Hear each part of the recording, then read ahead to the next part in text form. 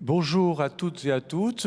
Voilà, nous sommes de retour dans cette salle numéro 2 de l'UNESCO, établissement, structure qui nous accueille depuis maintenant le début de la semaine du son.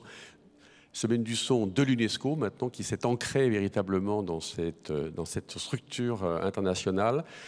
La semaine du son a été recueillie d'emblée effectivement comme un élément fort du devenir de nos sociétés, tout simplement parce que le sonore est un élément tout simplement fort de notre élément de vie, de notre devenir à tous. Et donc c'est dans cet esprit-là que nous sommes là, effectivement, depuis maintenant une semaine et que chaque jour nous réalisons donc des émissions directement depuis la salle numéro 2. Aujourd'hui, nous avons donc un nouveau thème qui est un thème ô combien important, qui est celui de l'audiodescription, qui va être donc évoqué aujourd'hui par tous nos invités. Et donc, il me revient tout de suite le plaisir de vous présenter l'animatrice de cette table ronde. Donc, j'ai nommé Janine Langlois-Glandier. Janine Langlois-Glandier, vous êtes... Bonjour. Bonjour.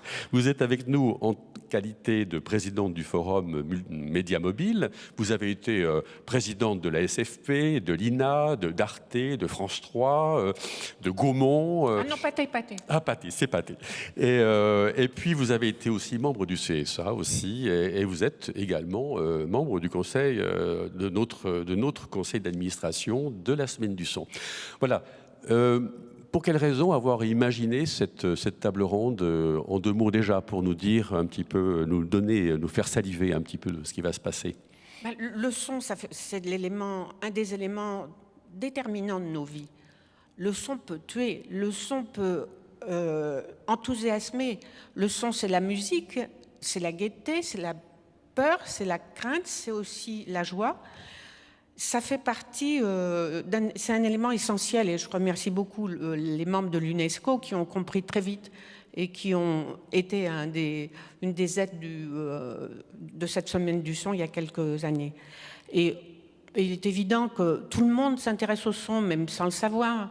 Là, vous allez le découvrir avec nous. Je ne vais pas être trop longue parce que j'ai des invités prestigieux qui, eux, passent leur vie à essayer, et ils y réussissent, de montrer ce que c'est que le son et ce qu'on peut faire avec le son, en bien ou éventuellement en dommage. Et je préfère tout de suite rejoindre ma place, si vous voulez, et vous dire trois mots sur l'origine de l'audiodescription. L'audiodescription, je parle en marchant.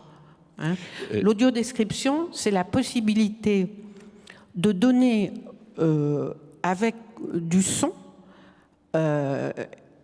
et aussi avec une description verbale des personnages, des atmosphères, des décors. Vous allez voir, on va regarder ensemble un film dans quelques instants. Alors, je ne vais pas vous raconter l'histoire du cinéma, le sonore, etc. Vous connaissez ça très bien. Pour vraiment commencer à parler d'audiodescription, mais c'est un jeune étudiant phrasier aux États-Unis qui, tout d'un coup, voyant un ami décrire à un aveugle ce qui se passait sur un écran de télévision, cet étudiant s'est dit « mais quelle bonne idée !» Quelqu'un qui ne voit pas lui décrire les meubles, les personnages, les voitures, l'ambiance, il fait chaud, il y a du soleil, etc. Donc, il est allé voir son président d'université et il n'y a pas eu un enthousiasme immédiat. Par contre, le président a changé et il se trouve que le nouveau président, c'était formidable parce que c'était le frère de Francis Ford Coppola qui tout de suite a mis Francis Ford Coppola, grand réalisateur américain comme vous le savez, sur cette histoire. Et Francis Ford Coppola a été enthousiasmé. En 1988, on va voir le premier film audio décrit qui s'appelle Tuka et on va attendre un petit peu, quelques mois. Deux Français vont venir aux États-Unis pour se perfectionner, parce qu'ils avaient déjà compris le mécanisme, et pour se perfectionner. Et on va audio-décrire deux extraits de films, Les Diaboliques, de Clouzot, Les Enfants du Paradis, de Marcel Carné. Et en 89, ces deux éléments de films audio décrits vont être présentés. J'y étais, ça n'a pas eu, si vous voulez, ça n'a pas été fracassant comme retentissement, mais toute la profession a compris. Quand je dis toute la profession, c'est le son, l'image, le mixage, les acteurs, les producteurs. Tout le monde a compris qu'il y avait quelque chose de formidable qui venait de naître. Et depuis, ça n'a pas cessé. On va le voir tout à l'heure. Beaucoup de choses sont faites en audio-description dans tous les domaines, films, documentaires, un peu moins de magazines, mais cinéma, télévision.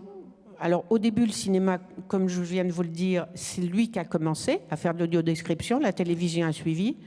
Aujourd'hui, on en reparlera puisqu'on a la chance d'avoir autour de nous des spécialistes, ce qui se passe dans le cinéma.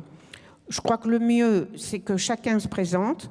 Je vais demander à Alexandre Attané, qui est le réalisateur de ce film, qui a été primé dans des tas d'institutions, L'espace d'un instant. L'espace d'un instant, c'est 14 minutes d'un film d'animation.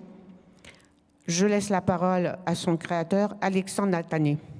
Bonjour Janine, et merci beaucoup pour cette invitation. Je suis très honoré que mon film soit à l'honneur aujourd'hui pour parler de l'audiodescription. Moi, je suis réalisateur de films d'animation.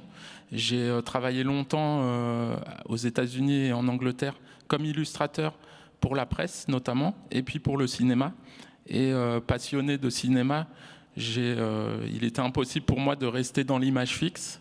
Passionné de cinéma, passionné de musique, je voulais allier mes passions en fait et faire bouger mes dessins fixes et les transformer en dessins animés.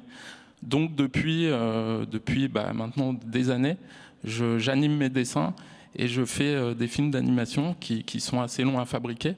Donc L'espace d'un instant, c'est un film qui a mis 2 ans à se fabriquer et que j'ai dessiné à la main, image par image, et peint, coloré et tout ça. Et donc j'ai eu la chance de pouvoir travailler le son du film avec un mixeur qui s'appelle Bruno Tarière notamment, et un musicien qui s'appelle Alex Baupin qui a créé la musique originale, et la voix de Pierre Richard notamment pour le film. Donc voilà, moi en tant que réalisateur, faire des films, c'est allier l'image et le son, et qui sont mes passions, musique, cinéma. Donc j'ai la chance aujourd'hui de pouvoir parler d'une étape supplémentaire de la fabrication d'un film, qui est l'audiodescription. Donc voilà, je serai content d'en parler tout à l'heure. Voilà. On va demander à Ouyed. Ouiza, c'est important parce que c'est notre audiodescriptrice. Ce matin, on attendait l'audiodescriptrice. Tu vas nous en dire un mot, Ouiza? Oui, Héloïse. on attendait l'auteur, Héloïse Chouraki, qui a écrit l'audiodescription. Pour ma part, je l'ai relu et vérifié avec Héloïse, et puis aussi en présence d'Alexandre, ce qui est rare. Mais en tout cas, à ce moment-là, nous nous sommes rencontrés pour la description de ce film. L'audiodescription, c'est plus qu'un moyen d'accessibilité à des biens culturels, au cinéma, à la télévision, à des expos, etc. C'est un outil pour être en immersion dans une œuvre, en immersion de la même façon que vous tous, vous pouvez être en immersion dans une œuvre quand vous allez au cinéma, quand vous regardez la télévision. Vous éprouvez des émotions, vous avez l'histoire, le jeu des acteurs.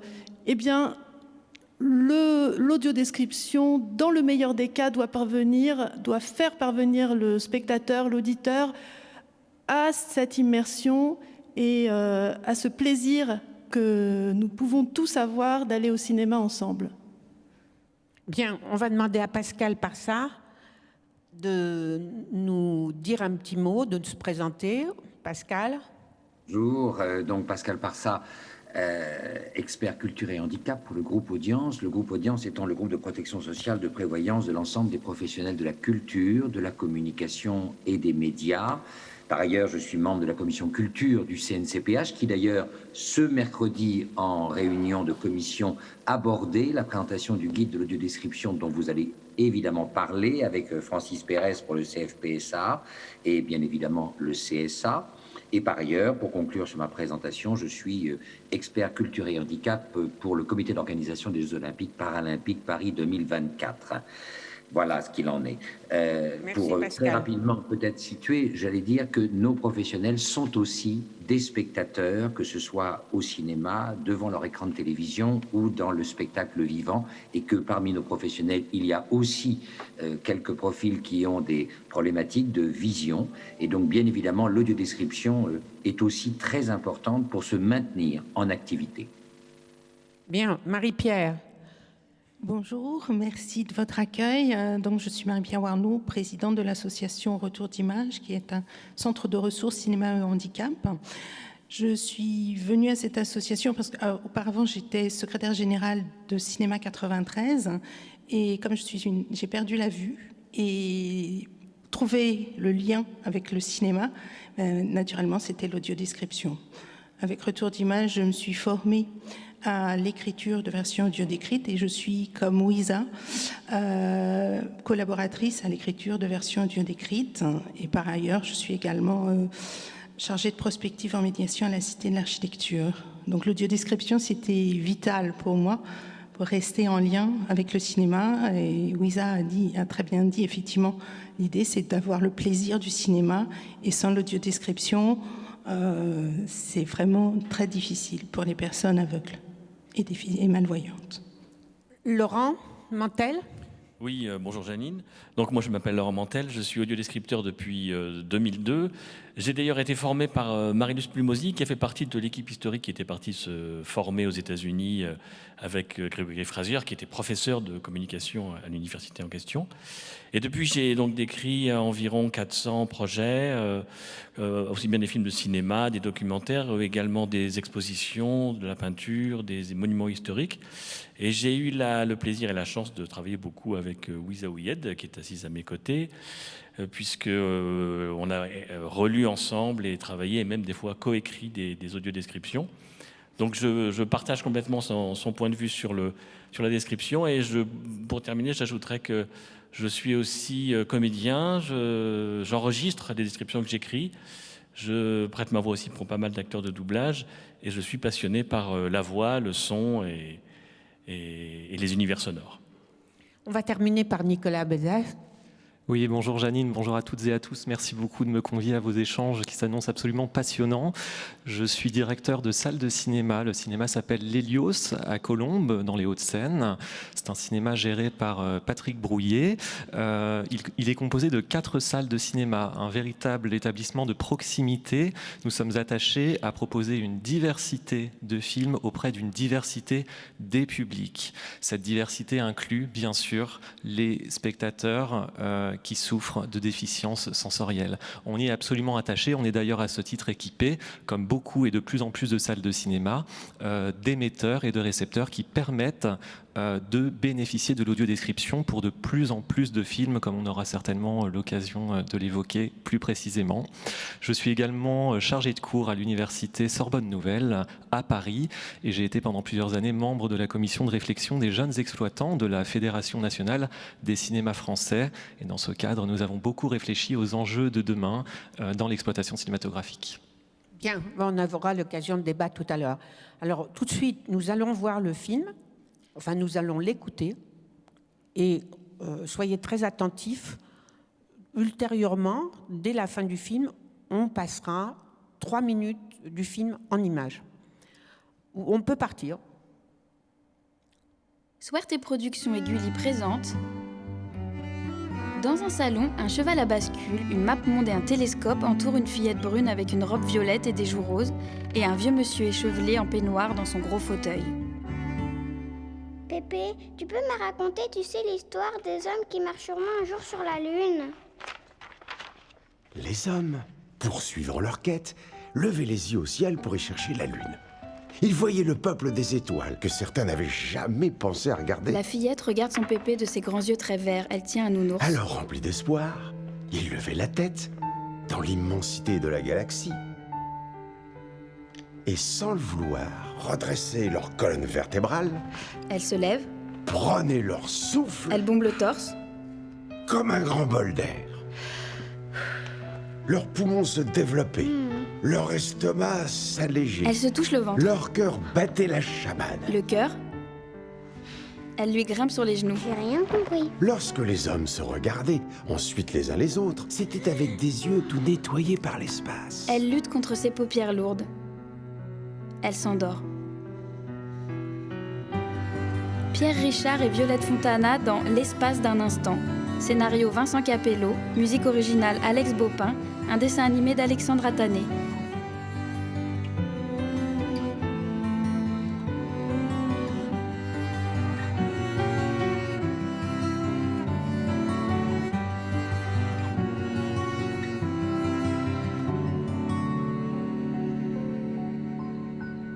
Le soleil brille au-dessus d'un grand jardin. Pépé! Oh, Pépé, je suis là! La fillette traverse le jardin à grands bonds. Pépé! Elle le rejoint. Prête, capitaine Leonova? Capitaine MacArthur! Il la fait sauter, Oh là là. tourner. Attention! 3, Il la jette en l'air, 2 plus haut. et 1, décollage! Elle file vers l'espace. Bon voyage, capitaine Leonova! Merci, Capitaine MacArthur! L'interrogateur vous regarde. Vous serez la première de toute l'humanité à marcher sur la Elle Lune. est en scaphandre. Capitaine MacArthur! Activation du scaphandre. Quittez la stratosphère, plus rien ne vous arrêtera. Mais attention, méfiez-vous des monstres de la Lune. Un astronaute flotte près d'elle. Capitaine MacArthur, c'est vous? Vous dormez? Elle lui fait un massage cardiaque au milieu des étoiles. Animation spéciale. 1, 2, 3, respirez. 1, 2, 3, respirez. Bébé? Bébé? Son pépé gonfle les joues sous son casque. Je ne suis pas un bébé, je suis... Non, capitaine Leonova, ne rigolez pas. C'est un monstre de la Lune. Arrêtez. Une dame ouvre la porte d'une chambre. Non mais qu'est-ce que vous faites tous les deux? Ça va vraiment pas? Papa, arrête de lui mettre des idées comme ça dans la tête. Et avant d'aller sur la Lune, vous allez d'abord ranger la chambre. Ça suffit maintenant. Une main géante dépose un bras de lecture sur un 33 tours. C'est comme ça que le monde avance. D'abord, il y a les rêveurs. La fillette et son pépé sont assis sur le bras. Ils sautent sur le disque et tournent. Une fois qu'une image les a traversés, ils la révèlent à l'humanité. Et elle se met au travail. Bien sûr, il y a toujours ceux qui disent « ça n'est pas possible ». Mais tant pis pour eux. Rien, tu m'entends? Rien ne peut empêcher l'homme de prendre l'univers en flagrant délit de désobéissance. Devant un miroir, Le monstre de la Lune! la fillette gonfle les joues. Elle devient toute rouge. Comment il fait, mon pépé? Pourquoi je peux pas? Elle est debout sur une chaise. Elle s'assied. Une main géante craque une allumette. Elle allume une bougie sur un gâteau rond comme un disque. Le gâteau sous coupe vole jusqu'au pépé dans le noir.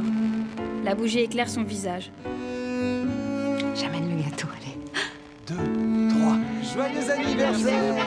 Joyeux anniversaire! Anniversaire! 90 ans, un vrai jeune homme. Et souffle les bougies, il n'y a qu'une bougie. Et souffle la bougie, papa. Le gâteau, la bougie. Allez, faire un, 2, 1. Joyeux anniversaire, Capitaine MacArthur. Toi seul connais mon rêve le plus cher. Le pépé souffle la bougie. Des confettis multicolores s'envolent dans la fumée. Ils tournoient comme des feuilles dans le grand jardin aux couleurs de l'automne. Capitaine MacArthur, me voilà! Prête, capitaine Leonova, décollage immédiat. Elle lui saute dans les bras. Oh! Allez, vas-y! Oh là là! On essaye un quart. Allez! Je suis trop lourde hein, maintenant parce que je suis trop grande. La fillette se blottit dans les bras de son pépé. Oh mais c'est pas grave, t'inquiète pas, c'est pas grave. La pleine lune brille au-dessus du grand jardin au milieu des étoiles.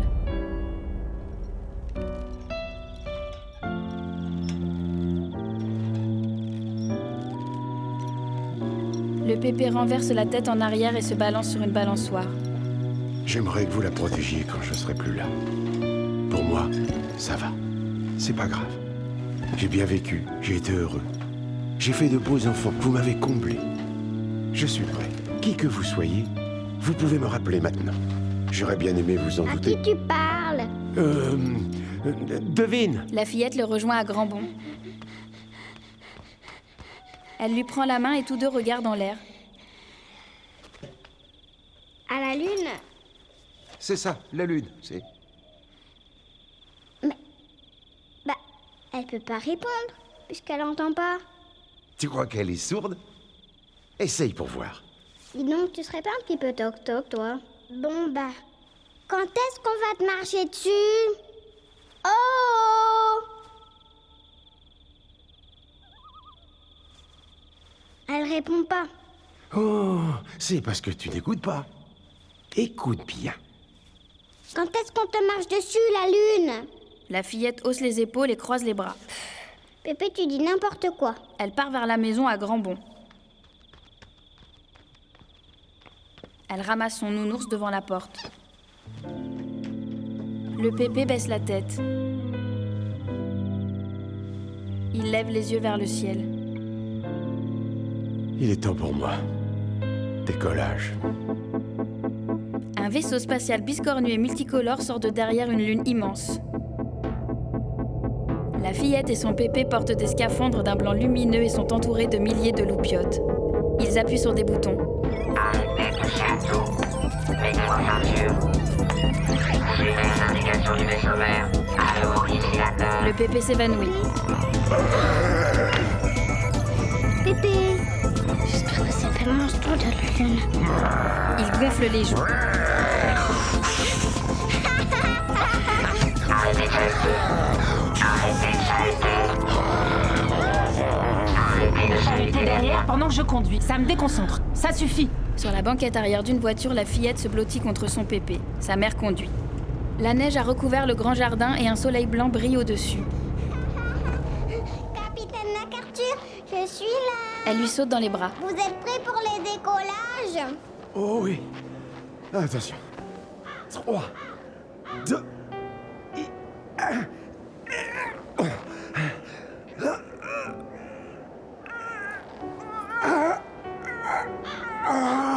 Il tombe. Oh non, pas le monstre de la lune. Capitaine MacArthur. Hé Pépé? Pépé? Des loupiotes clignotent sur un appareil. Il est relié au Pépé. Celui-ci repose sur un lit avec un masque à oxygène sur le visage. Alors? Hein? Il te plaît, mon nouveau scaphandre? Hein? La fillette est assise à son chevet, elle baisse la tête.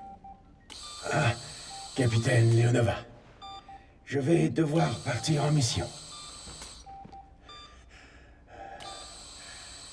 Il va falloir nous séparer quelque temps. Elle s'approche et lui prend la main.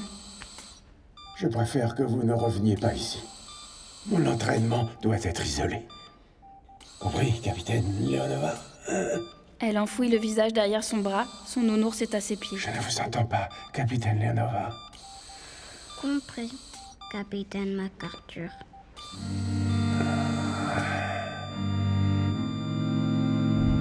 Le Pépé repose dans un cercueil avec le nounours dans les bras. La fillette se met sur la pointe des pieds et s'accroche au rebord pour le voir.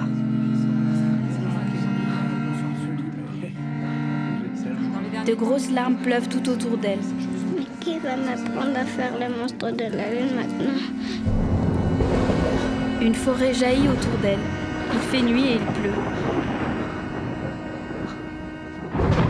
Elle s'enfuit. Elle glisse et tombe. Elle traverse une rivière sur un tronc.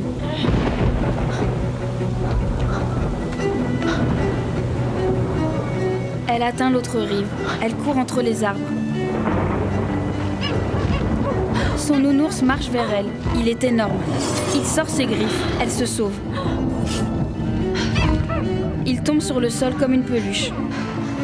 La fillette court dans la forêt sombre et hostile. Son ours l'attaque depuis une branche. Elle court entre les troncs noirs. Elle arrive sur un sentier, elle le prend. Le nounours géant sort des fourrés.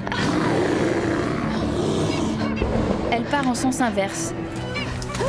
D'énormes pattes griffues sortent d'un buisson. Elles attrapent la fillette. Des yeux jaunes s'allument dans le buisson. La fillette se débat. Elle tombe. Les pattes griffues rentrent dans le buisson.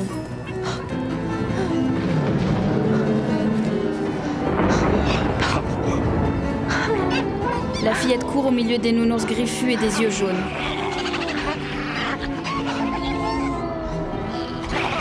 Elle passe sur un petit pont au-dessus d'une rivière.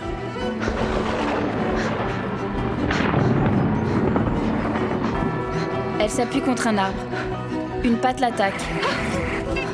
Elle reprend sa course.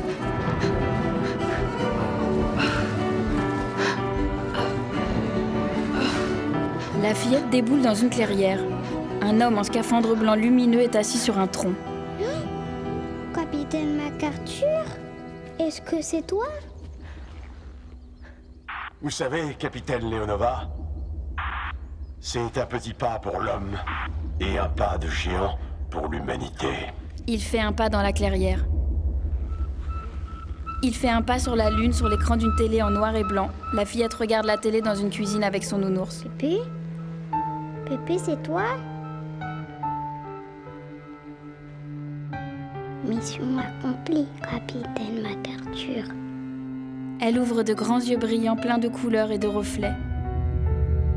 Un vaisseau spatial biscornu et multicolore se met en orbite autour de sa pupille.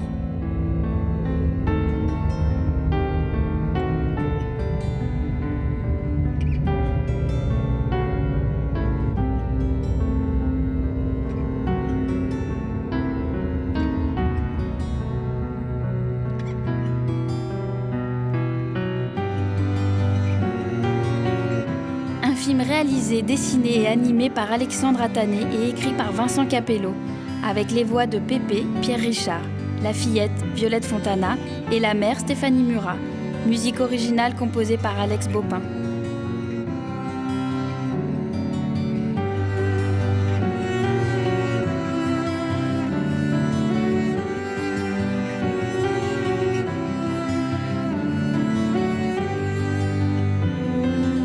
Une audiodescription écrite et dirigée par Héloïse Chouraki avec la participation de Wiza Ouyed, dite par Louise Danel et enregistrée par Valentin Bouec chez VOA pour Rhinocéros Formation.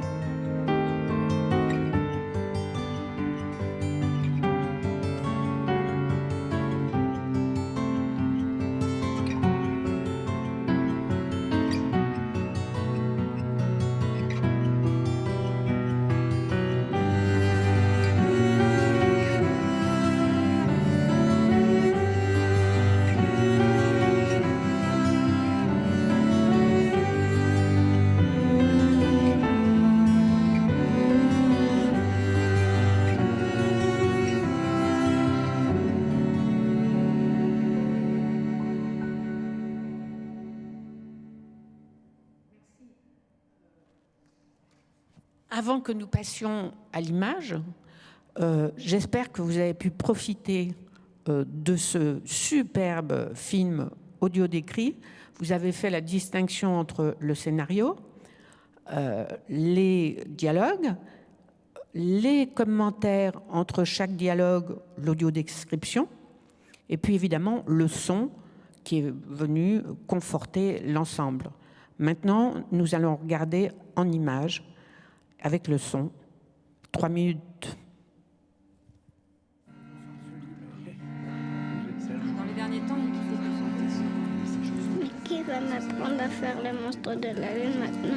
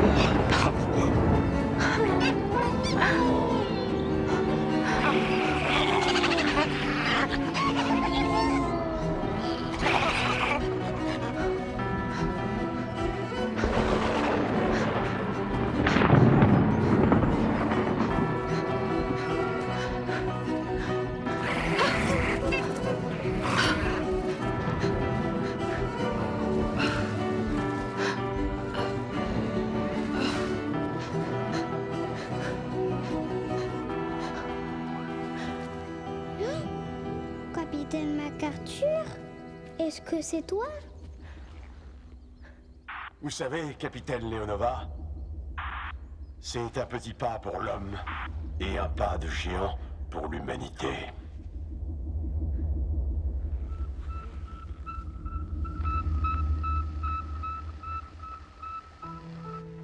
Pépé? Pépé, c'est toi? Mission accomplie, Capitaine MacArthur.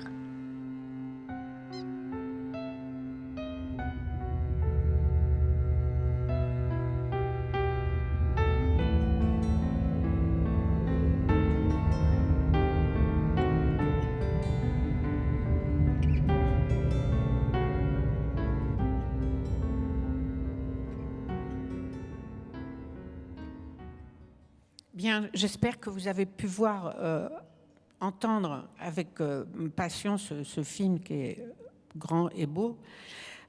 Une multitude de gens interviennent sur ce film. Je crois qu'on va d'abord interviewer le réalisateur et puis Wiza Ouyed pour nous expliquer la difficulté de faire travailler ensemble toutes ces personnes qui vont amener au film des éléments qui leur sont propres.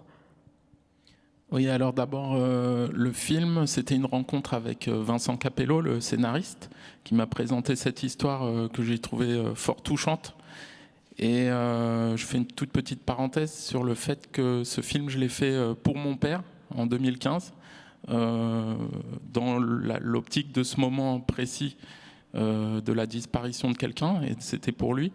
Il se trouve que mon père est décédé le 22 décembre dernier, qu'aujourd'hui on est le 22 janvier, et que donc c'est un bel hommage aujourd'hui que de représenter ce film. Donc cette rencontre avec Vincent Capello qui parlait de ce sujet, puis moi l'appropriation totale du scénario en tant que réalisateur pour le mettre en image et pour le transformer avec ma vision, à travers mes dessins, à travers ma sensibilité, mes peurs. Voilà, et c'est vrai qu'ensuite il y a le choix du mixeur, enfin le choix d'abord des acteurs. Là c'était Pierre Richard, donc la chance de travailler avec ce grand acteur. Un moment en studio avec lui qui a fait la voix très ludique, vraiment c'était un plaisir et une chance. Et puis aussi confier la musique à quelqu'un qui comprendrait ma sensibilité aussi. Je voulais une musique assez belle et assez triste, pas forcément trop triste, mais aussi nostalgique, etc. Et Alex Bopin a su composer une musique qui me plaisait. Donc là, on voit déjà tout l'ensemble des talents qu'il faut. Enfin, à chaque. L'audiodescriptrice ou l'audiodescripteur arrive quand? Alors justement, une fois que le film est fini, avec tous ces gens qui ont amené leur patte sur le film, on a un film mixé, totalement terminé en fait. Et on parle aussi de sous-titres, par exemple pour les langues en anglais. On a eu des sous-titres anglais. Et on aurait très bien pu s'arrêter là. Et j'ai été approché par Héloïse Chouraki, justement, qui m'a dit, voilà, moi j'aime ton film. Il y a une autre étape qu'il ne faut pas oublier, qui est l'audiodescription. Et je connaissais un peu l'audiodescription, mais j'ai totalement découvert l'étape de l'audiodescription, qui donc est devenue pour moi une étape primordiale dans la fabrication d'un film, au même titre que créer les sous-titres, ou écrire la musique d'un film, ou travailler avec des acteurs.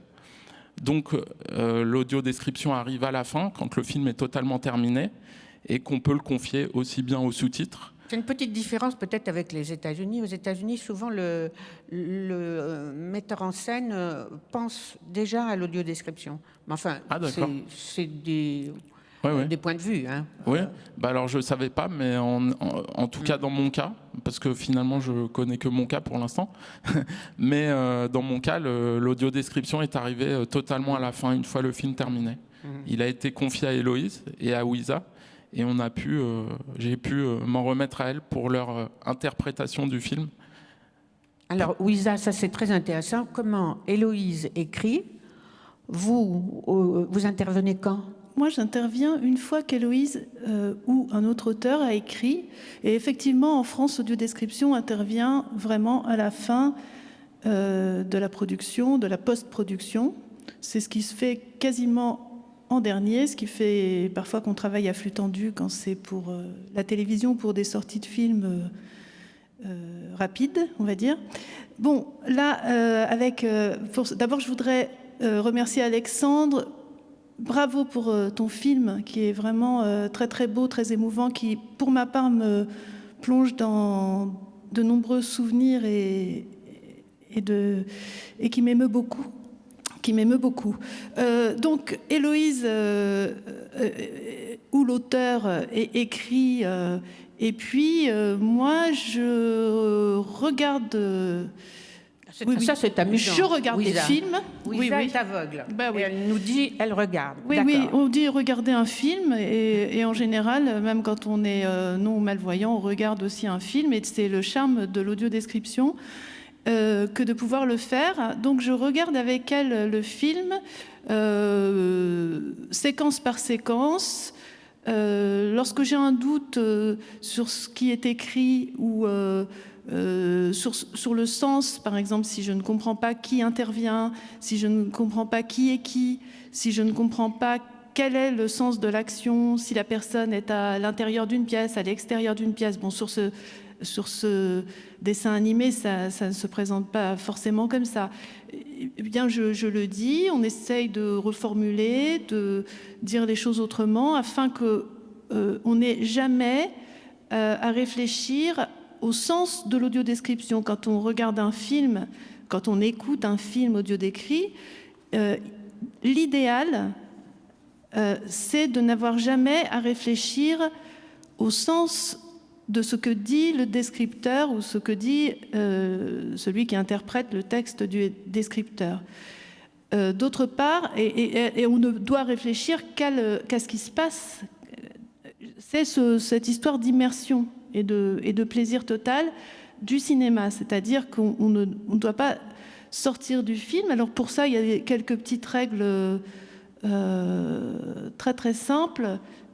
Beaucoup de clarté dans l'écriture, une écriture qui soit immédiatement compréhensible et immédiatement que le cerveau capte immédiatement, qu'on n'ait pas besoin à réfléchir, tiens, mais qu'est-ce qu'il a voulu dire par là ?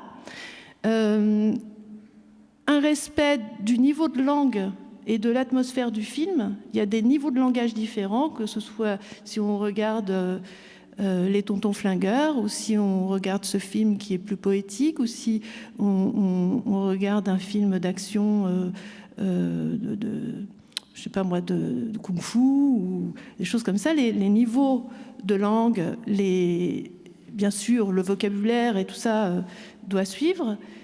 Et il faut aussi penser pour l'auteur en permanence qui s'adresse à un public, à des publics, c'est-à-dire que ce n'est pas un exercice de style de l'audiodescription, c'est une manière de permettre à des publics d'entendre et de s'immerger, de ressentir les émotions d'un film. Et pour ça, il est vraiment important d'avoir conscience du public qui écoute.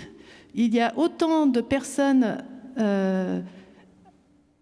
qu'il y a de personnes aveugles ou malvoyantes. Il y a des gens qui sont aveugles de naissance, qui n'ont jamais vu. Il y a des gens qui sont aveugles tardifs, aveugles depuis leur jeunesse, aveugles en étant devenus personnes âgées. Il y a des personnes qui ont des souvenirs, il y en a qui n'en ont pas, des souvenirs visuels. Il y a des gens qui ont des résidus visuels, des restes visuels. Résidu n'est pas très joli comme mot, pardon. Et donc, on doit essayer, tenter, quand on écrit et quand on vérifie, de s'adresser à toutes ces personnes en même temps, ce qui est un exercice assez complexe. Et pour parler du son, là, on a pu entendre à quel point le son de ce film est riche. Je mets à part l'audiodescription, c'est-à-dire que Alexandre a mis je crois, un soin particulier à composer sa bande son avec son mixeur et son musicien et ses comédiens. Et c'est d'autant plus facile de rendre l'immersion possible. Ça n'est pas toujours le cas. Toutes les œuvres cinématographiques n'accordent pas autant d'importance à l'univers sonore. Moi, je voudrais savoir, Alexandre, qu'est-ce que t'as apporté le fait, concrètement, qu'est-ce que t'as apporté le fait d'être audio-décrit, voilà, de découvrir cette technique, enfin cette. Oui. Alors, d'abord pour moi, c'était comprendre qu'il y avait un autre public qui avait besoin d'accéder à mon travail comme au travail de tout autre réalisateur et de pouvoir permettre, grâce à toi, grâce à Héloïse, de montrer mon travail. C'était déjà quelque chose auquel j'aurais dû déjà penser plus tôt. On a envie que tout le monde puisse accéder à toute œuvre, en fait.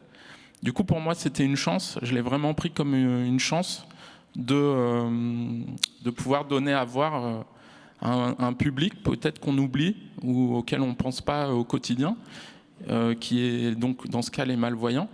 Et du coup, pour moi, c'était une chance. Et c'était un honneur de travailler avec vous sur ça. Et j'ai aimé vous laisser diriger ce travail que j'ai découvert à vos côtés. Et encore une fois, c'était super de pouvoir être avec vous pendant que vous l'avez fait. Et j'ai apporté, comme je l'ai fait avec Alex Baupin ou comme je l'ai fait avec Pierre Richard, des petites suggestions, un mot par-ci, un mot par-là, parce que j'ai appris en vous voyant travailler cette technique, et j'ai aussi appris à voir des auteurs qui travaillaient vraiment dans le respect de mon travail. De la même manière, moi je respectais votre travail, quoi. Donc c'était vraiment un échange, comme avec le musicien, comme avec les acteurs, comme tout le processus de fabrication d'un film, quoi. Voilà, alors, je précise juste que pour ma part, je suis très triste que Héloïse n'ait pas pu venir aujourd'hui, parce que c'est elle l'auteur, hein. Moi je ne suis que l'inspectrice des travaux presque finis. Et pas exagéré. Et c'est la part la plus facile, me semble-t-il, de cet exercice. Mais je voudrais vraiment aussi préciser que souvent, certaines personnes, une grande part des personnes qui voient mal ou qui ne voient plus, ont des problèmes auditifs. Et c'est pour ça que par moment, alors je ne sais pas s'il y a un exemple précis dans ce film, mais c'est pour ça que par moment on décrit les sons aussi. Parce que un son n'est pas forcément immédiatement identifiable.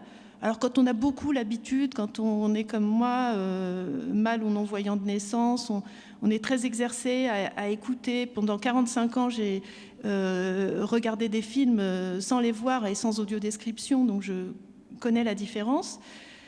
Mais pour des personnes plus âgées ou moins aguerries à reconnaître les sons, c'est très difficile d'interpréter les sons. C'est important dans cette semaine du son de parler beaucoup de ça. De parler aussi du mixage de la voix qui, à mon sens, peut-être là, mais ça c'est une histoire de mixage, était peut-être un tout petit peu présente. Pour moi, ça doit se fondre avec la bande du film sans la dépasser trop et sans être écrasé non plus, pour qu'il n'y ait pas de sortie du film, qu'on ne sorte pas de cette immersion et qu'il y ait un bon équilibre sonore. Et ça, les ingé-sons, il faudrait qu'ils soient mieux formés à ça, je crois. Voilà, on y reviendra sur les problèmes de formation avec Laurent Mantel.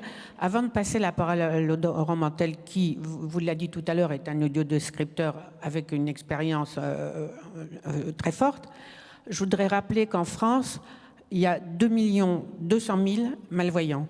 Alors ça veut dire quoi, 2 200 000 malvoyants? Ça veut dire qu'il y a peut-être 2 millions de familles qui sont concernées. Donc très souvent, l'expérience montre que dans une famille, on cherche un programme. Alors on pourra y revenir lors d'un autre débat, comment chercher un programme audio décrit dans la presse ou sur Internet, ou ça c'est un sujet aussi. Bon, on cherche un film, une série qui va être audio décrite.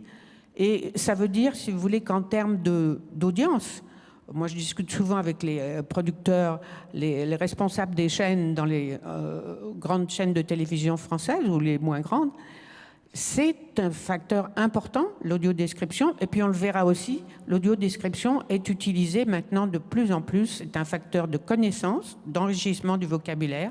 Et puis, n'oubliez pas, la francophonie, c'est 450 millions de francophones dans le monde.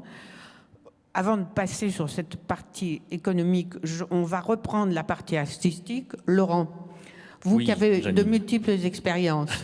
Alors, l'audiodescripteur, qui le choisit? Pourquoi vous êtes choisi? Comment vous avez été formé? Donnez-nous un peu vos éclairages. Alors, moi, pour ma part, j'ai été formé, comme je le disais, par l'équipe historique qui avait été formée aux États-Unis, donc essentiellement par Marilus Plumosille. Et ensuite, j'ai travaillé dans les principales institutions qui ont produit des audiodescriptions en France quand c'est commencé à arriver dans les années 90. C'était l'association Valentin Huy qui a maintenant arrêté. Mais maintenant, le descripteur... Avec Sylvain Nivard. Vous avez travaillé avec Sylvain Nivard Non, j'ai pas travaillé avec Sylvain Nivard. Sylvain Nivard s'est intéressé beaucoup plus récemment à la description et en organisant les Césars, le Marius de l'audiodescription. On y reviendra. Ce serait lui qui en parlerait mieux que moi parce que je n'ai pas fait partie de ça. Non, vous me posiez la question sur la formation, moi, ce qui me paraît vraiment intéressant dans ce film, parce que ça pose vraiment le problème fondamental du descripteur, le paradoxe sur lequel qu'il doit affronter et l'équilibre qu'il doit trouver, c'est qu'il est face à une image d'une richesse remarquable, d'une bande-son qui est aussi très très riche, et qui doit s'ajouter là-dedans, s'incorporer à ce travail-là pour pouvoir le recréer en quelque sorte. Et c'est ça toute la difficulté, puisqu'il faut qu'il arrive à retransmettre la richesse et la complexité tout en étant d'une grande simplicité, d'une grande évidence dans son texte. Et que c'est cet équilibre qui est tout le temps à rechercher et à trouver. Et c'est un peu l'essentiel de mon travail depuis 20 ans, et que j'ai notamment mené avec Louisa, puisqu'on travaille beaucoup ensemble, pour justement trouver le juste équilibre pour que la description permette de créer un film sonore et que le spectateur puisse voir presque le même film que le spectateur voyant. C'est ça le projet qu'il faut arriver à réaliser. Je ne sais pas si j'ai répondu à la question. Si, Laurent, tout à fait. Mais est-ce que vous avez une formation spécifique ? Alors, la formation spécifique, c'était ce qui avait été posé à la base par les principes de base qui avaient été posés au début par Gregory Frazier, etc., et par les Américains, puis qu'on a avec Marilus Plumosille, puis avec Louisa, etc. Au fur et à mesure des années, on a peaufiné notre technique, enfin nos principes. Et il faut dire que la description, c'est pas quelque chose qui s'est inventé dans les années 90. La description, elle existe depuis l'Antiquité. Bien sûr. Voilà. Et il faut dire que il y a un style d'écriture qui existait chez les Antiques qui s'appelait l'ekphrasis et qui était extrêmement considéré et qui consistait à décrire une œuvre d'art. Et l'ekphrasis, c'était une œuvre en soi, un travail littéraire en soi. Parce que, et ça c'est important, nous on est les héritiers de ça. On est les héritiers de ces auteurs grecs qui travaillaient sur l'ekphrasis, parce que recréer une œuvre avec fidélité, en redonnant toute sa complexité, toute sa vie, c'est effectivement un travail d'auteur et un travail littéraire très complexe. Et je me permets de donner une petite anecdote, parce que très souvent quand un producteur m'appelle pour me dire, voilà, je voudrais décrire mon film. Il me dit, oui, vous dites, il ouvre la porte, hein, c'est ça, voilà. Parce que pour eux, donner le visuel d'un film, c'est dire, bon voilà, le type ouvre la porte. Parce que c'est vrai que dans l'imaginaire un petit peu lambda, c'est un peu ça qui reste. Et c'est assez étonnant de penser que les gens continuent à croire ça quand on connaît le cinéma, quand on sait à quel point le cinéma propose un univers visuel d'une complexité, d'une richesse formidable. Donc nous, on ne fait pas dire qu'ouvrir la porte, puisqu'au moment où la dernière fois un producteur me disait ça, j'étais en train de décrire les aurores boréales qui dansaient dans le ciel du pôle Nord, et juste avant, avec Wiza, d'ailleurs, on avait travaillé sur le film Master and Commander, et on avait décrit des batailles navales phénoménales sur des navires du 19e siècle en pleine tempête. Donc, on n'a pas souvent dit « il ouvre la porte ». C'est vrai que les films coûteraient moins cher s'il y avait aussi on filmait que des gens qui ouvraient les portes. Non, mais alors, Laurent, comment on vous sélectionne? Est-ce que vous avez, pardon, c'est un peu hyper professionnel, mais est-ce que vous avez des agents? Est-ce qu'il y a un casting pour l'audiodescription? Comment ça se passe? Non, alors on n'a pas d'agent pour l'instant, on est quand même une petite profession, on n'est pas très nombreux. Effectivement, comme on disait, concrètement, on arrive à la toute fin du processus, on est vraiment la toute dernière roue du carrosse, une fois que le film est complètement bouclé. Ça, c'est dommage, non? Pour moi, non, c'est pas dommage. Pour moi, ça fait partie du principe même, parce que ce qui pour moi est essentiel, c'est que le réalisateur, les créateurs, les scénaristes puissent faire le film qu'ils ont envie de faire, sans se poser de questions sur comment il va être audio-décrit. Comment il va être audio-décrit, c'est mon problème, c'est notre travail. Oui, mais enfin, ceci dit, vous pouvez quand même démolir un film en parlant des costumes, en parlant du visage des personnages. Bien sûr, c'est à moi de le respecter, mais c'est pas au réalisateur de se freiner. Non, mais le producteur, il est quand même intéressé. Le producteur est intéressé parce qu'il faut qu'il me paye. Ça va lui coûter un peu, pas beaucoup d'ailleurs par rapport au reste du film. Mais c'est important de dire que nous, on intervient à la fin et que le réalisateur, que les auteurs du film font ce qu'ils ont envie de faire pour leur film. On n'est pas là pour on n'est pas là pour dire au réalisateur tu n'as pas le droit de tourner cette scène parce que là on va avoir du mal à l'audio décrire. Parce que ça c'est important de le dire aussi. Hein. On est là pour faire passer le film tel qu'il est, tel qu'il existe et tel que l'a voulu l'auteur du film, le réalisateur et le scénariste et les éclairages et les costumes. On est là on est à leur service et pas l'inverse. Hein. C'est pour ça pour moi. En tout cas, nous, l'équipe française telle qu'on a été formée depuis les années 90, c'est ça qu'on a défendu. On a toujours dit, les réalisateurs, vous faites ce que vous avez envie de faire. Et nous, si vous pouvez venir après, au moment de la description, nous aider, parler avec nous, qu'on puisse doser notre propre travail. Ça, le travail qu'a fait Alexandre avec Wiza, c'est une chance formidable parce que malheureusement, ça reste assez rare. Je veux dire, il y a Jean-Pierre Jeunet qui s'est beaucoup investi dans les audiodescriptions de ses films et c'était un travail formidable pour Marilus Plumosi, justement, qui avait travaillé sur Amélie Poulain, de travailler directement avec Jean-Pierre Jeunet. Mais c'est vrai que ça arrive trop rarement, donc c'est vraiment une chance. Mais évidemment, Jean-Pierre Jeunet ne s'est pas posé la question de la description au moment où il tournait son film. Il a tourné le film qu'il avait envie de tourner. Et ça, c'est vraiment essentiel. Je dirais heureusement parce que c'est vrai que, comme disait Wiza, les sons foisonnent dans mon film et j'ai jamais imaginé que quelqu'un viendrait ensuite rajouter du son. Même le mixeur, heureusement qu'il n'y a pas pensé, parce qu'en fait, c'est vrai qu'on doit se sentir totalement libre dans la création de notre film. Et justement, ma curiosité en venant aux étapes de fabrication de l'audiodescription, c'était « Mais mon Dieu, comment vont-ils faire pour insérer des sons supplémentaires, c'est-à-dire une voix, en fait, la voix de la comédienne qui a audio décrit, comment va-t-elle s'insérer à travers tout ça déjà, les dialogues, les bruitages, le mixage. Et dans ce cas-là, j'étais assez fasciné de voir comment la voix, alors même si elle est un peu trop forte, comme tu disais, Wiza, mais moi, je me suis pas rendu compte de ça, mais j'ai trouvé qu'elle s'insérait vraiment avec une discrétion incroyable. Et elle ne me dérange jamais. Et ça, c'est vraiment très intéressant de voir comment une voix peut être là du début à la fin, en plus de tout le travail de son qu'on a fait, nous, au mixage, à la musique et à l'enregistrement des voix. Comment est-ce qu'une voix supplémentaire, une piste son supplémentaire peut s'insérer en toute discrétion pour amener quelque chose d'autre. Ça, c'était fascinant, ouais. Ça.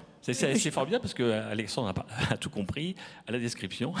Parce que c'est justement ça le truc. Je termine juste pour dire que notre enjeu, notre exigence, c'est de rester discret et que finalement, une très bonne description, c'est qu'à la fin, le spectateur des déficients visuels nous dise « J'ai complètement oublié la description, j'ai vu le film ». Et à ce moment-là, quand on nous a oubliés, ça veut dire qu'on a parfaitement travaillé.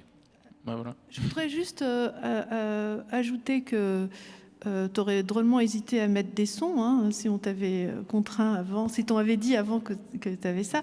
Et d'autre part, pour comment on choisit les auteurs, comment sont choisis les auteurs, moi je ne suis pas autrice, mais en revanche, je pense que ça dépend beaucoup du niveau de connaissance que les chargés de production ont de ce qu'est l'audiodescription et comment ils considèrent les auteurs.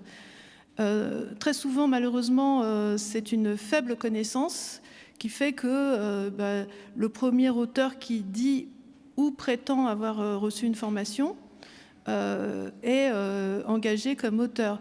D'autre part, nous, avec Laurent et Héloïse, nous avons donné de nombreuses formations ensemble. Enfin, pas ensemble dans la même pièce en même temps avec les stagiaires, mais ensemble en collaboration. Et ces formations durent au moins 3 mois, supposent un bon niveau d'écriture et une bonne connaissance de l'image et du cinéma.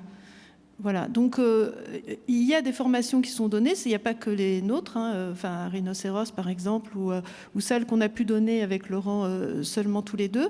Il y a aussi, il y en a sans doute d'autres que je ne saurais pas énumérer, mais il y en a à l'INA, etc. Mais en tout cas, il y a aussi des gens qui ont juste été relus une fois et qui prétendent avoir reçu des formations, puisqu'il n'y a aucune exigence, il n'y a pas de certificat de formation, enfin au sens...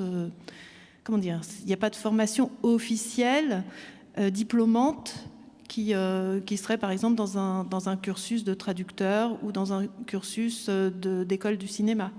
Et ça, c'est dommage parce que ça fait que, pour l'instant, c'est un peu comme certaines professions paramédicales où on peut être audiodescripteur et qui veut être audiodescripteur le devient.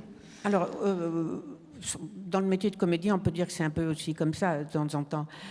Pour rassurer quand même nos amis qui nous regardent, qui nous écoutent, le Conseil supérieur de visuel, depuis déjà quelques années, élabore avec les représentants des associations de malvoyants et les producteurs un guide de l'audiodescription. Je vous conseille, si vous êtes intéressé, et les auteurs, bien sûr. Merci, Louisa. Et les relecteurs. Merci, Louisa.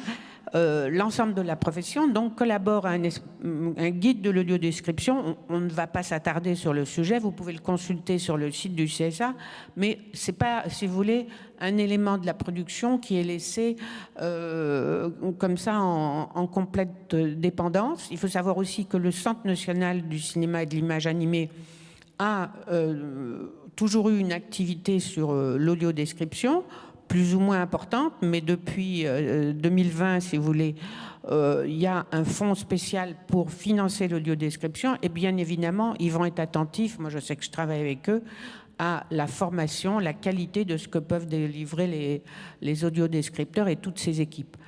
C'est quand même, je crois que vous avez été très clairs tous les deux,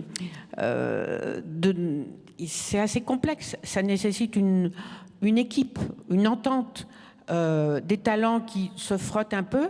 C'est pas toujours facile, mais on va demander à Nicolas Besse, qui lui connaît bien le cinéma versus spectateurs qui viennent dans ces salles, comment s'informent déjà les spectateurs pour savoir que vous avez des films qui sont en audiodescription? Alors effectivement, la communication est un aspect très important en amont même de la séance pour que les spectateurs aveugles et malvoyants aient envie et ce désir de venir jusqu'à nous, jusqu'au lieu salle de cinéma.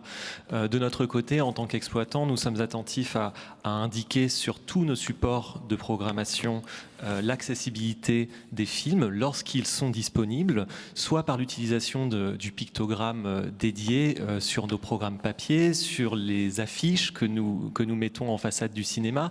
Mais ce n'est pas tout, notamment sur les réseaux sociaux, sur notre newsletter, sur notre site internet.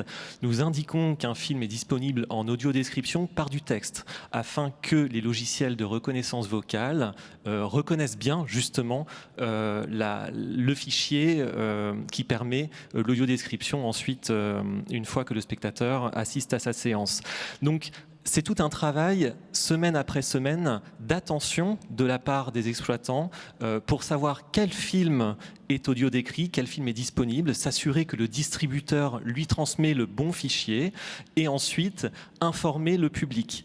Mais vu que la programmation dans la plupart des cinémas change toutes les semaines, c'est vraiment une attention régulière et systématique qui nécessite une sensibilisation non seulement des responsables de salles de cinéma, mais également des responsables techniques, des projectionnistes, afin qu'ils se procurent les fichiers nécessaires, des responsables de la communication, de la diffusion de la programmation auprès des publics, jusqu'aux agents d'accueil pour accueillir dans les meilleures conditions possibles ces spectateurs lorsqu'ils viennent. Mais la communication aujourd'hui sur les films audio décrits est un vrai sujet et il y a encore du travail à faire à ce niveau. Je constate notamment régulièrement que des sites généralistes qui permettent de consulter la programmation des salles de cinéma ne mentionnent pas encore suffisamment les films qui sont disponibles en audiodescription dans les salles qui sont équipées. Oui, et puis on pourrait parler aussi, on va reparler de ce sujet peut-être tout à l'heure avec Marie-Pierre Verneau, mais on pourrait parler aussi du sujet combien de films sont audio-décrits en France actuellement? Beaucoup par plus rapport qu'on ne le pense. Et c'est là que c'est intéressant. La vraie question aujourd'hui n'est plus tant le nombre de films audio décrits que la notoriété autour de cette question. Environ chaque année, 700 à 740 nouveautés sortent dans les salles de cinéma en France. Parmi ces nouveautés, en 2019, 275 films étaient proposés à l'audio-description.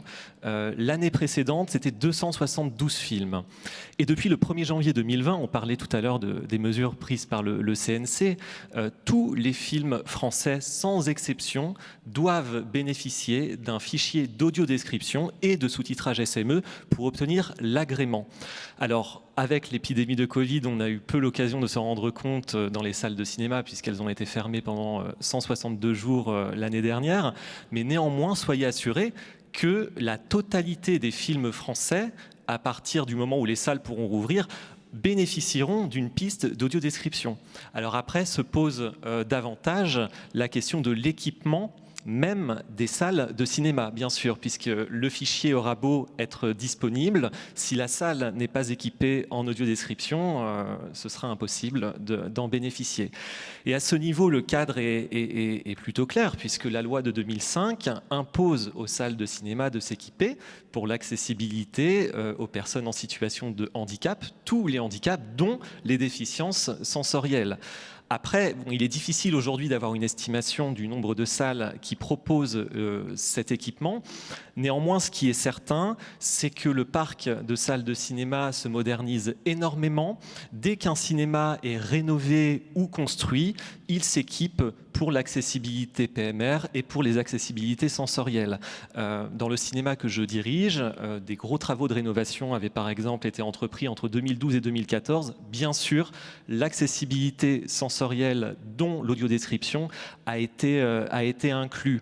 Si on regarde plus récemment, en 2019, 240 millions d'euros ont été investis dans la construction de nouvelles salles de cinéma. 30 nouveaux cinémas sont apparus sur le territoire français.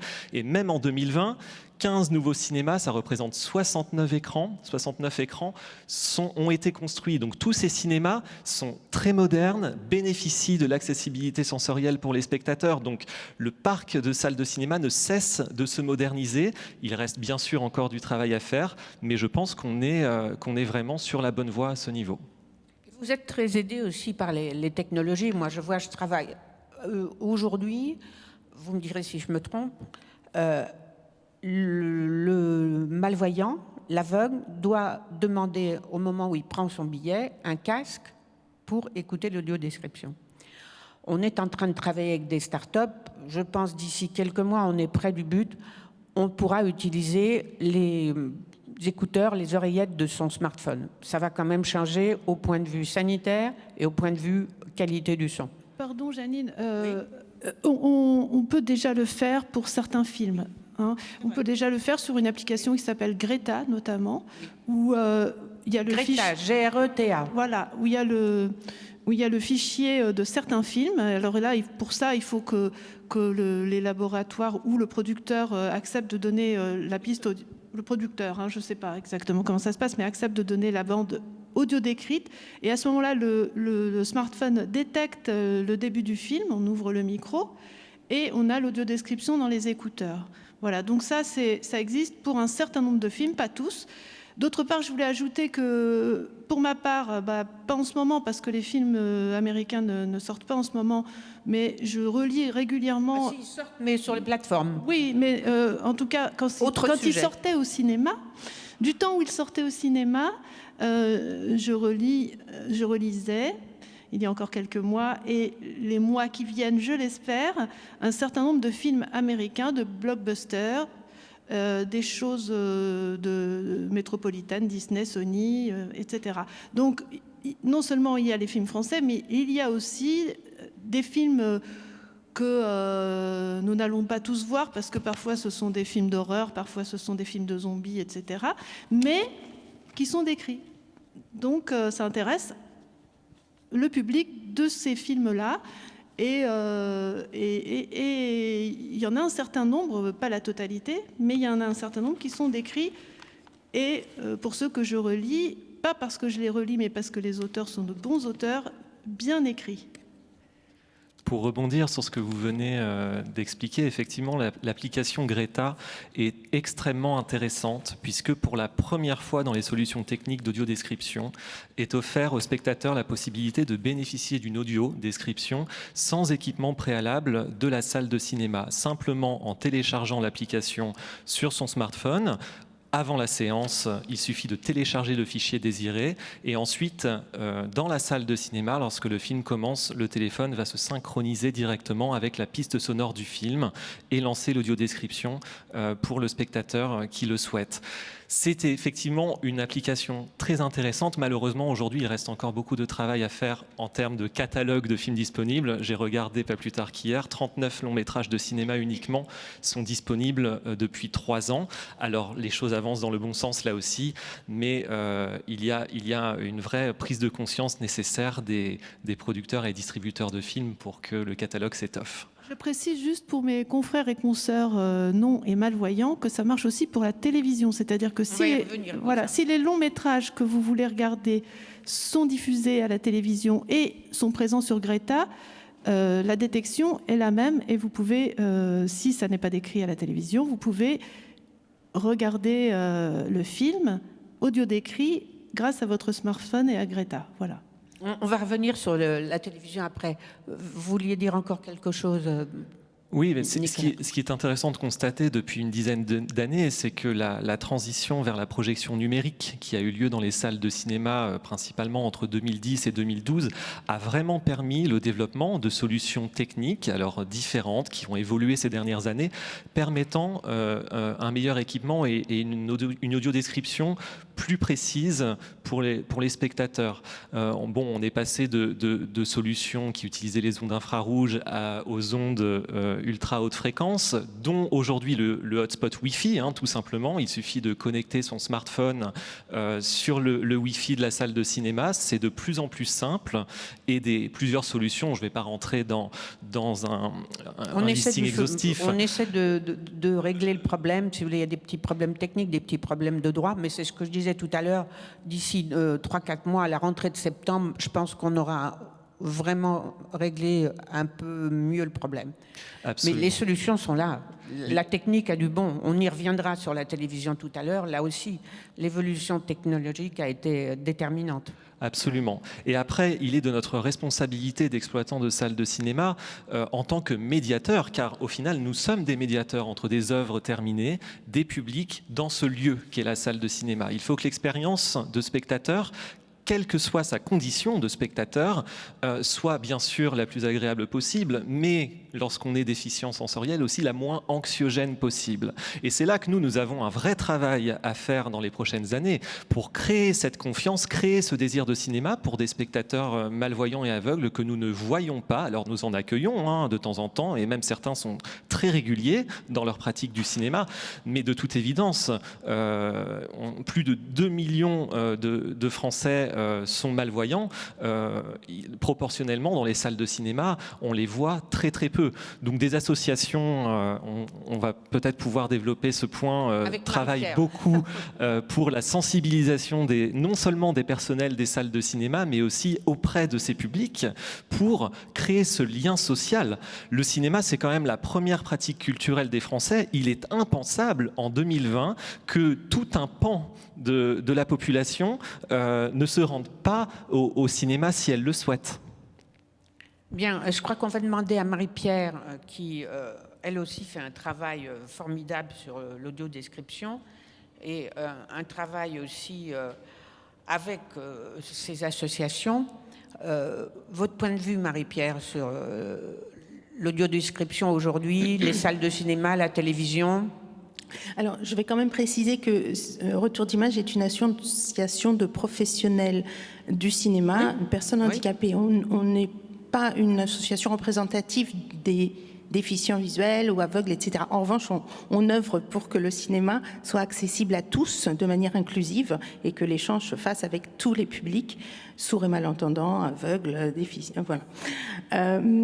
Alors, moi, je dirais que là, on est dans un pays magnifique parce qu'on a eu effectivement une audiodescription réalisée avec une autrice fort confirmée, une collaboratrice aveugle excellente, la participation d'un réalisateur qui s'est vraiment donné sur le dispositif. C'est pas toujours le cas. Et effectivement, il y a un grand travail, et ça c'est plutôt l'émission de Retour d'Image, effectivement, de formation, de sensibilisation auprès des professionnels du cinéma qui vont commander des audiodescriptions, en réaliser, de leur donner un peu les clés pour réaliser une bonne audiodescription, voici les acteurs incontournables.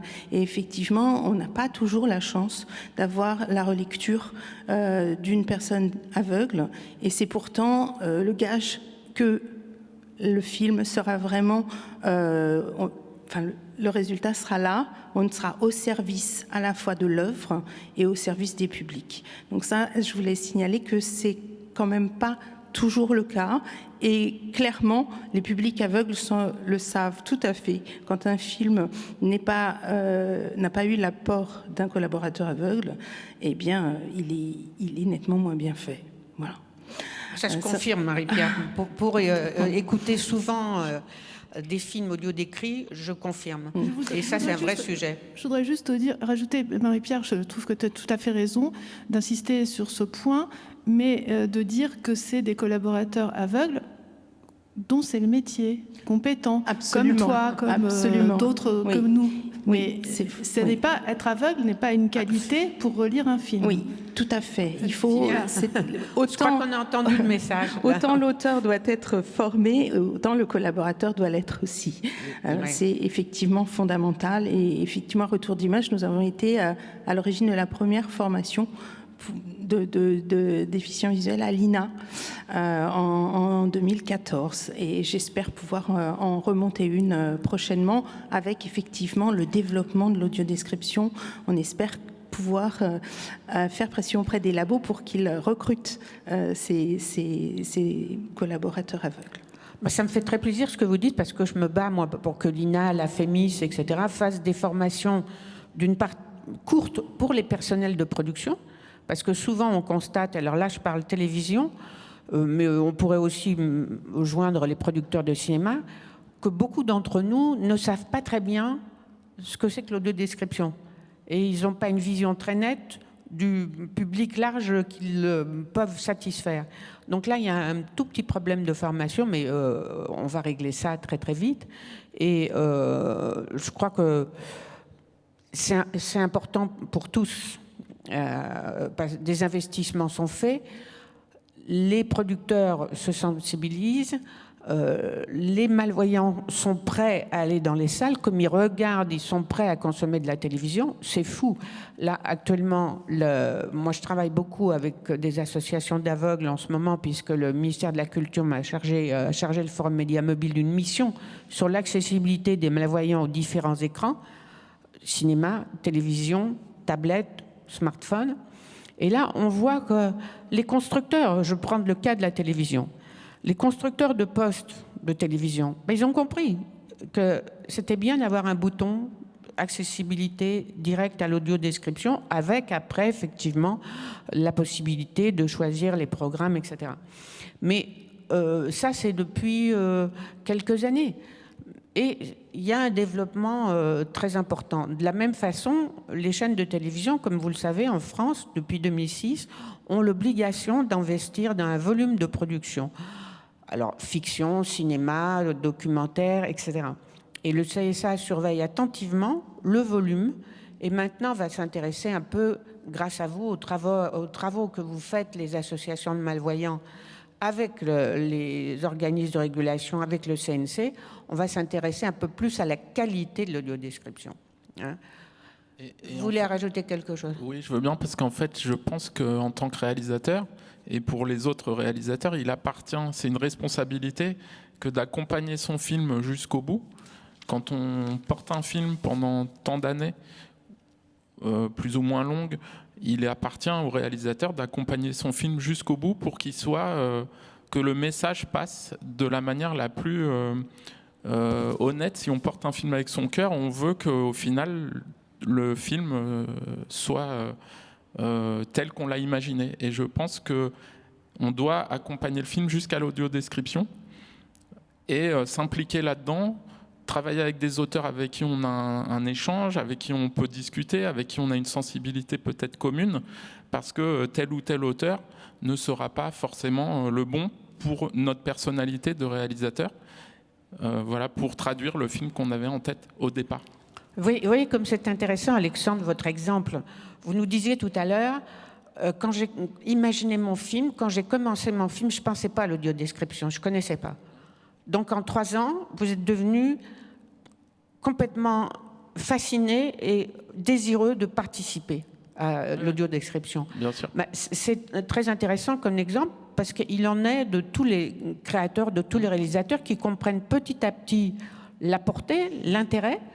Et c'est pour ça que moi je suis très optimiste sur les années qui viennent, parce qu'il y a une sensibilisation générale, si vous voulez, de l'ensemble des acteurs. Non pas d'un but uniquement...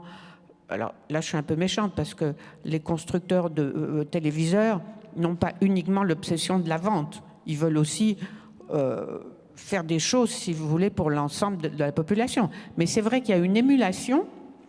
À partir du moment où certains ont fait quelque chose et ils ont compris qu'en rendant l'accessibilité plus simple, plus ouverte, mais c'était du bonheur pour plein de professionnels, mais aussi pour l'ensemble de nos concitoyens. Et ça, c'est important. Marie-Pierre, vous voulez ajouter autre chose ? Je voulais ajouter effectivement que c'est un travail de formation, de sensibilisation qui est à faire auprès de la FEMIS notamment. C'est vrai qu'on les a approchés à plusieurs reprises, on dit oui, il faudra aller voir les exploitants. Et nous, on leur répond non, on ne veut pas voir seulement les exploitants. Il y a l'aspect technique, il y a le matériel, mais il y a aussi effectivement toute la chaîne, un réalisateur, un producteur. Il faut absolument qu'il soit sensibilisé à ça. Et on chemine petit à petit. C'est vrai que le numérique a aussi accompagné énormément et facilité l'accès à l'audiodescription, mais c'est effectivement un travail à faire à long terme. Et c'est vrai que les outils qui arrivent sont magnifiques. Encore, effectivement, faut-il que les personnes déficientes visuelles soient un petit peu parfois rétives. On a pas mal de personnes vieillissantes.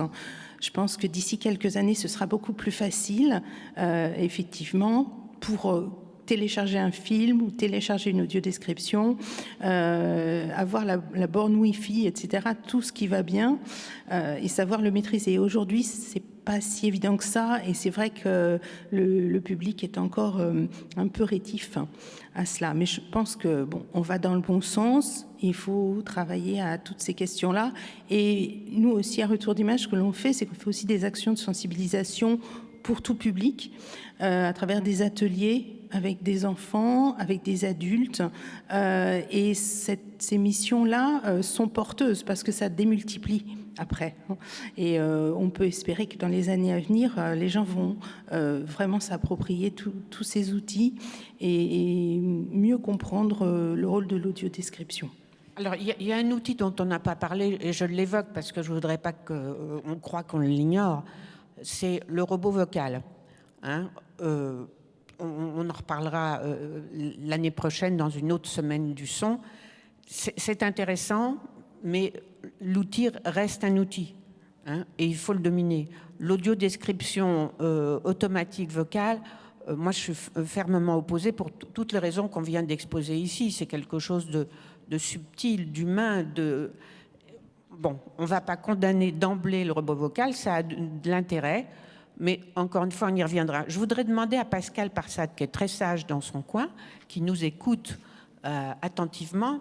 Pascal, vous qui êtes metteur en scène, qui avez été professeur d'art dramatique au Conservatoire de Paris. J'y suis encore. Et vous y êtes encore, mais ça c'est de votre faute, vous êtes en province ce matin, donc moi j'ai cru que vous nous lâchiez. Bah, c'est bien, restez avec nous, on a besoin de vous.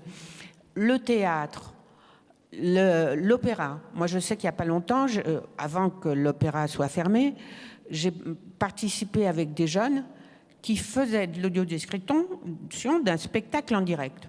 Hein.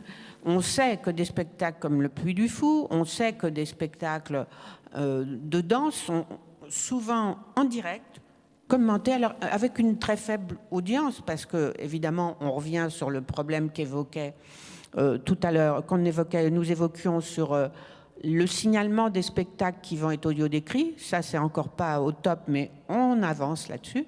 Alors Pierre, dites-nous un peu votre point de vue. Alors, je vais répondre à votre question, Janine, mais je vais aussi peut-être faire un point quand même, parce que il y a des choses qui ont été dites et qui me semblent intéressantes d'être partagées de ce que fait Audience, justement, sur ce sujet-là.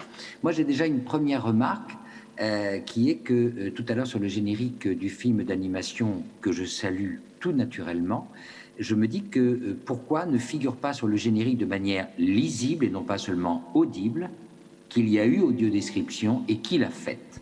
Pourquoi ? Parce que ça arrive au dernier moment.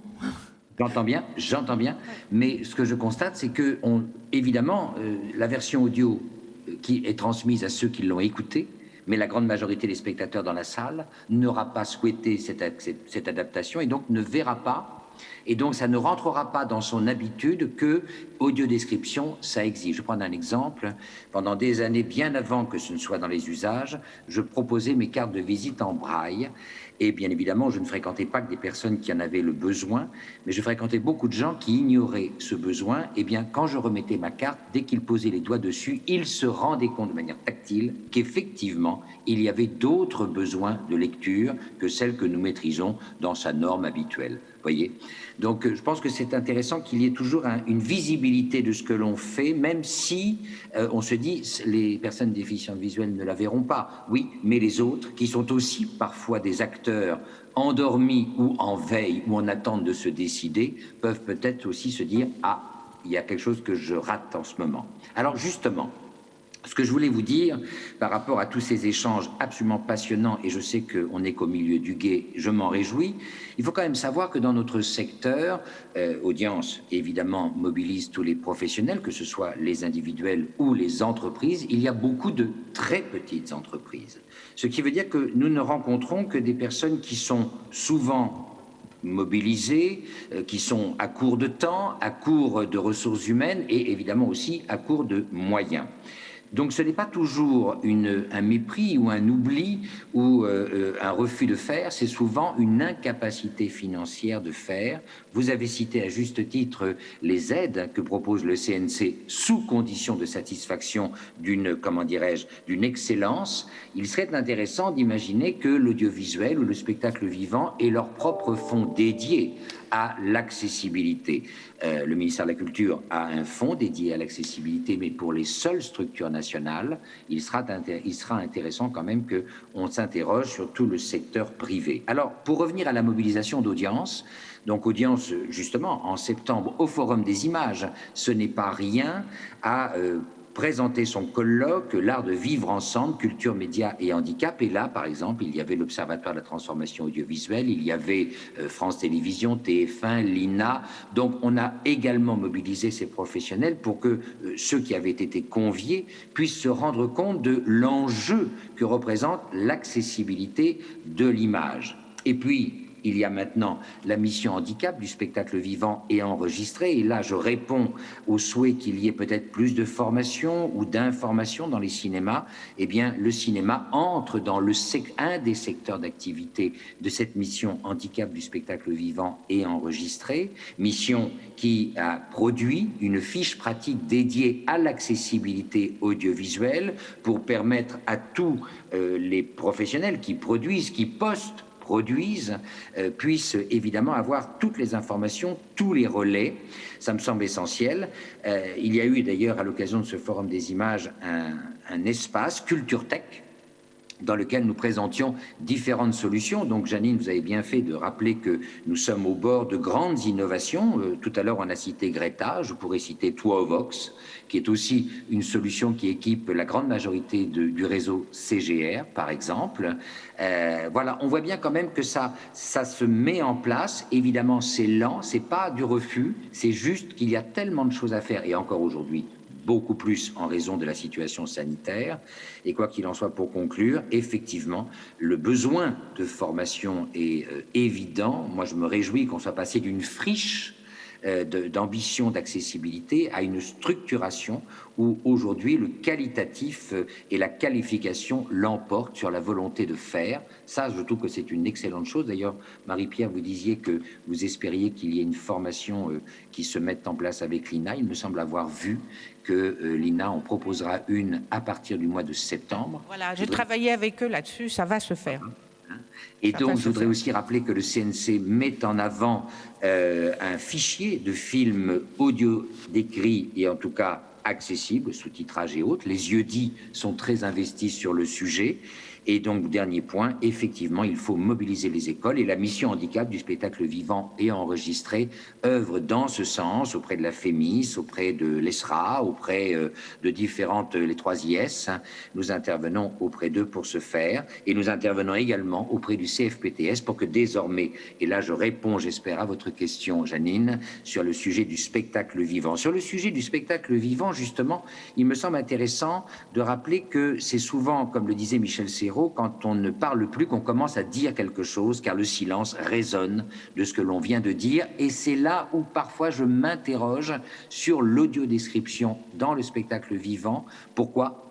Parce que c'est parfois dans les silences qu'il y a des moments d'émotion, et ces moments d'émotion sont peut-être un peu malmenés par une information que le spectateur n'a pas forcément demandée et qu'on lui impose en un moment où peut-être il a surtout besoin de s'immerger dans ce silence qui lui parle tant et l'émeut sans doute.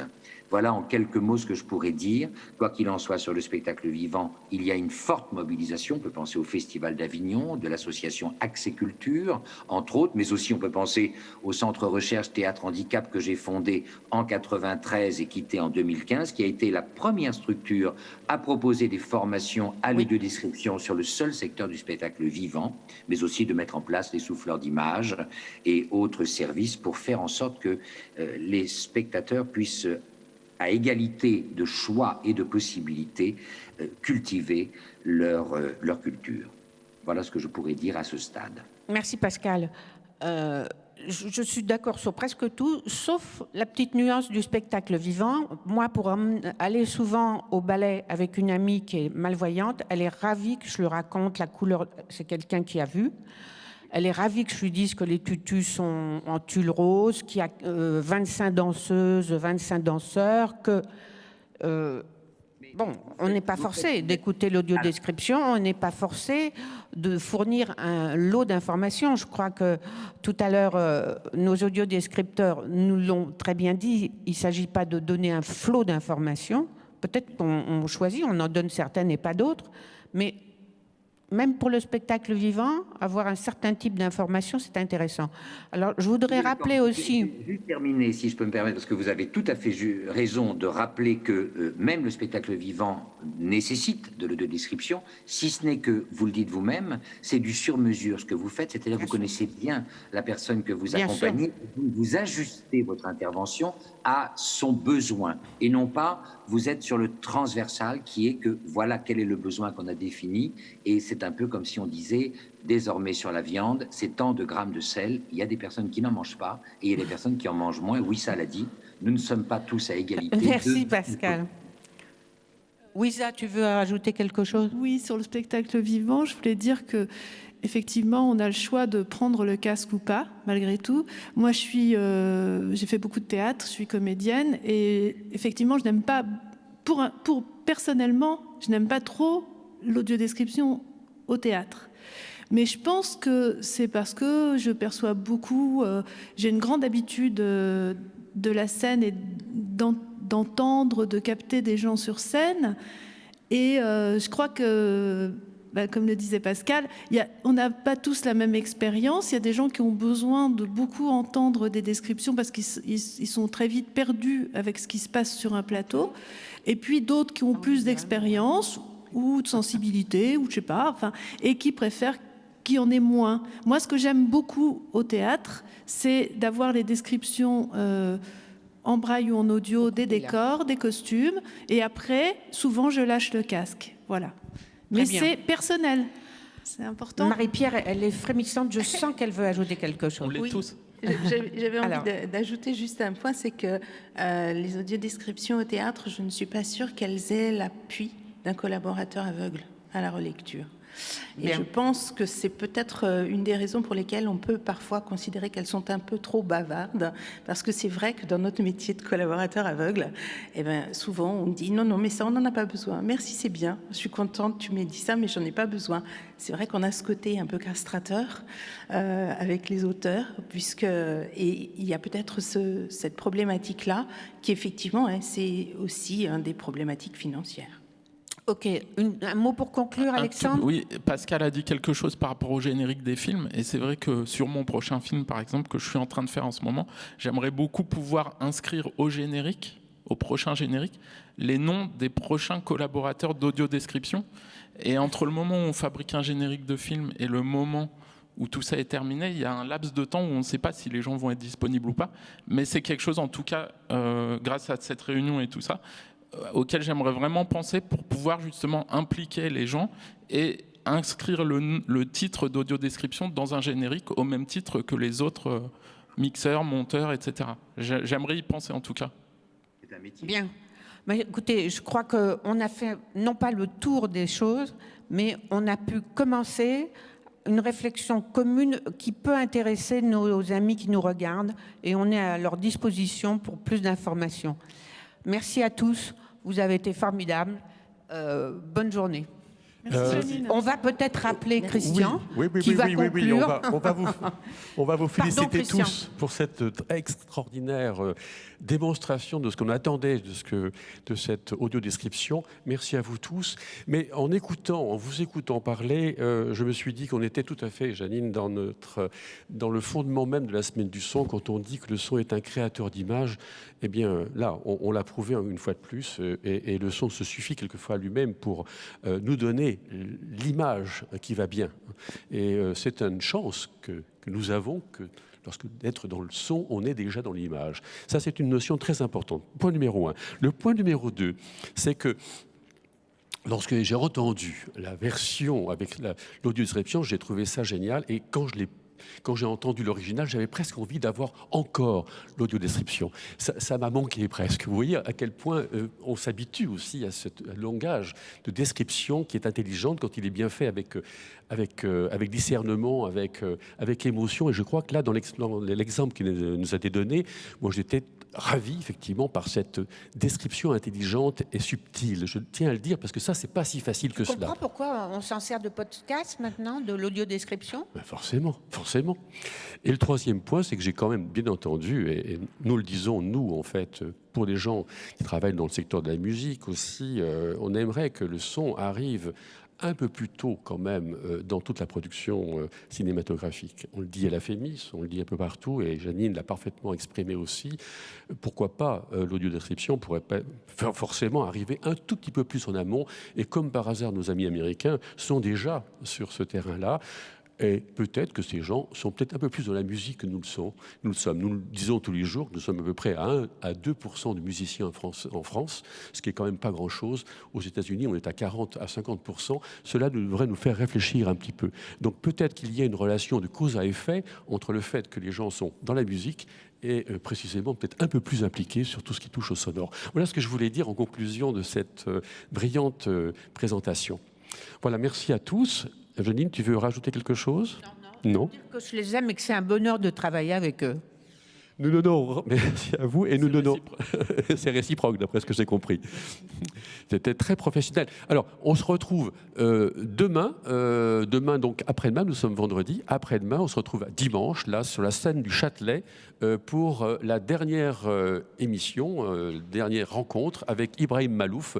Et nous parlerons d'un autre sujet qui est celui de l'évocation des orchestres d'amateurs pour adultes, qu'on aimerait aussi voir un peu plus se développer en France, comme dans bien d'autres pays. Bonne soirée à vous et à dimanche.